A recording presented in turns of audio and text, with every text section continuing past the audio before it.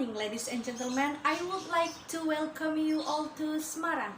Before I explain to you all the further about our tour for today, allow me to introduce myself. My name is Ire Nurjana. You can call me Mbak Dede. I'm your tour guide for today from Mia Tour and Travel Agency. And in today's tour, we have Mr. Herman as our bus driver. Mr. Herman has been our driver for 5 years and he has 10 years of coach driving experience. So, you are all in the right hands. Please do not hesitate to ask me or Mr. Herman a favor because we will be ready to help you at all times. Okay, before we head to the first destination, we will get to know the city of Semarang through its geographical location. Like other big cities, the city of Semarang recognizes a city area division system consisting of Central Semarang, East Semarang, South Semarang, West Semarang, and North Semarang. The city of Semarang has a height from 2 meters below sea level to 340 meters above sea level with a slope of 0% to 45%. The city of Semarang is a city that has a unique topographical condition in the form of a narrow lowland area and a hilly area that extends from the west to the east side of the city of Semarang. The low-lying area in the western area of Semarang city is only 4 kilometers wide from the coastline, while in the eastern area of Semarang city, the low-lying area is wider to 11 kilometers from the coastline.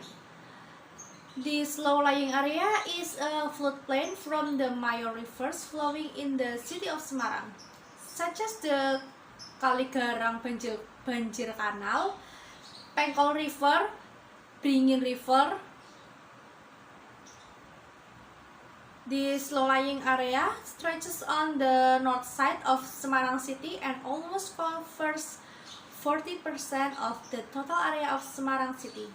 This low-lying area is known as the lower city or Semarang Isor, as well as the center of the city's economic activity. The hilly area in Semarang city stretches on the south side.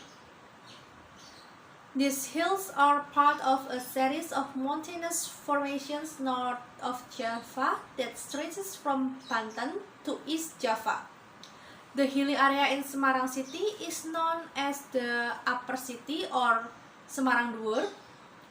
This hilly area is also the upstream area of the major rivers that flow in the city of Semarang. The upper city area is also part of the footspan of the Ungaran volcano, which is located on the south side of Semarang city. The cities below include Tugu District, West Semarang, Central Semarang, South Semarang, East Semarang, Gayam Sari, Pedurungan, Genuk, and North Semarang. The city below is the downtown area and the economic heart of Semarang. The lower city also acts as a downtown, among others as a center for entertainment, trade, public service, and government. The topographical condition of the lower city area is supportive, encouraging very fast economic growth and the expansion of urban area has arisen. This upper city include the district of Gajah Mungkur, Candisari, Banyumanik, Tembalang, Gunung Pati, Ngalian, and Mijen. Now, the upper city area is a new growth center in Semarang city. One of the regional sectors what has growth that is specific to the differentiation of activity center and population agglomeration is the Banyumanik to Tembalang sector. Supporting infrastructure is very encouraging growth and investment interest in the region.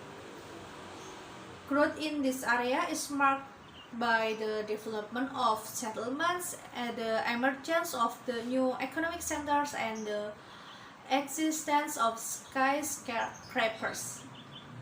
Okay, after we know the geographical location of Semarang, now we will know how the history of the beginning of the city Semarang. The history of Semarang begins approximately in the 6th century AD, namely a coastal area called Pragota and now Bergota, and is part of the ancient Mataram kingdom.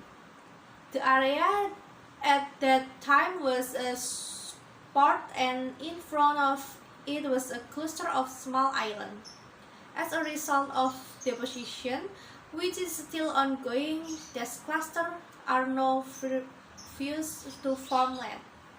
The part of the city of Lower Semarang that is known today was thus the sea. The port is estimated to be in the Bulu Market area now and extend to the Simongan Harbor, where Admiral Cheng Ho's fleet rests in 4035 AD. At the end of the 50th century AD, there was someone placed by the kingdom of Demak, known as Prince Met Pandan or Sunan Pandanaran I, to spread Islam from the hills of Bergota. From time to time, the area became more and more fertile from the sidelines of the fertility tamarind trees grew that were far from each other, or in Japanese, Asam Garang, thus giving the title of name of the area which later became Semarang. As the founder of the village, he later became the head of the local area with the title Kyai Ageng Pandanaran I. After his death, the regional leadership was held by his son, who had the title Pandanarang II, later referred to as Sultan Bayat or Sultan Pandanaran II or Sultan Pandanaran Bayat or Ki Ageng Pandanaran or Sunan Pandanaran.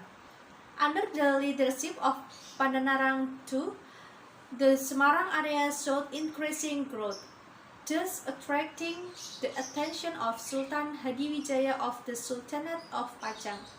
Since the requirement for regional improvement could be met, it was decided to put Semarang on the same level as a regency. May 2 was later designated as the anniversary of the city of Semarang. Along with the fall of Pajang into the hands of Mataram Sultanate, the Semarang area was included in its territory.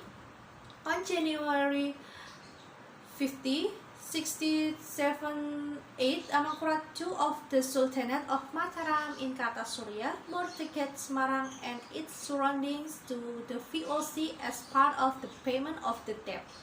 He claimed the Priangan area and tax from the coastal port until the debt was paid off. In 75, Susuhan Parakubwono I finally headed over Semarang to the VOC, and as part of his agreement, because he had been helped to reclaim the Kartasura Palace, since then Semarang has officially become a city belonging to the VOC. And then the dust is in this government. The government of this big city is headed by the Burgmaster or mayor. This government system held by the Dutch ended in 1942 with the arrival of the Japanese occupation government. Semarang residents are generally Javanese and use Javanese as their everyday language. However, there are also several tribes and ethnicities who also inhabit the city of Semarang, such as Arabs, Chinese, and Malays. Semarang has a large Chinese community, as in other areas in Java.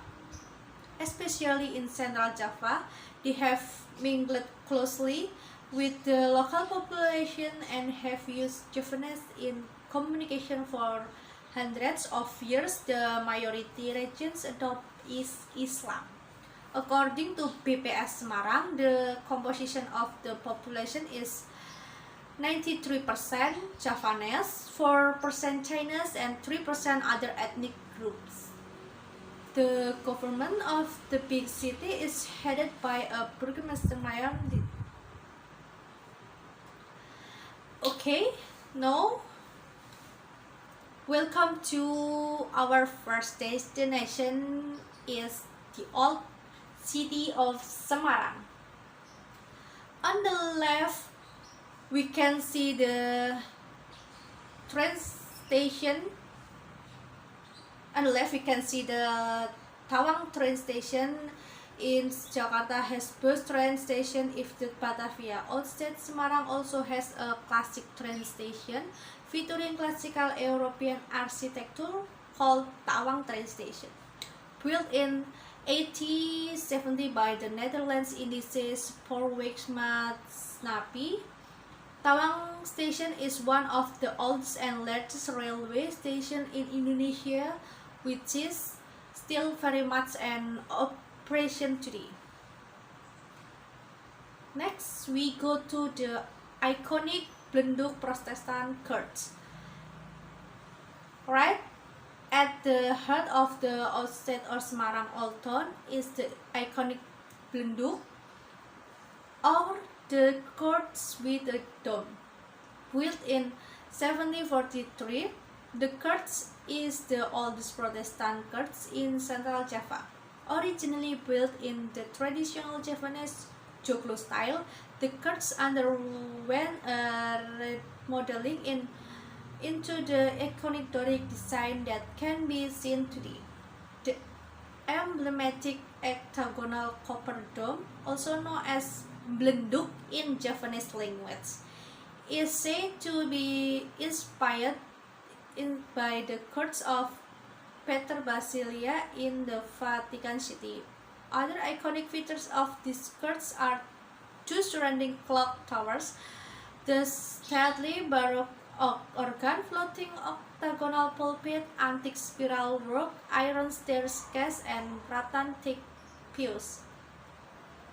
After visiting the iconic Blenduk Protestant church, we will go to the Marba.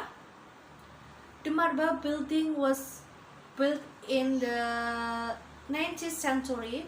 The building has a two-story design with a wall thickness of approximately 20 centimeters. The building, which is identical to the red color, was built by Marta Berjunet. He is a person from Yemen. Marta Berjunet was a very rich merchant. The name Marba is taken from the combination of the names of Marta Berjunet. The name Marba was finally chosen in memory of the rich merchant.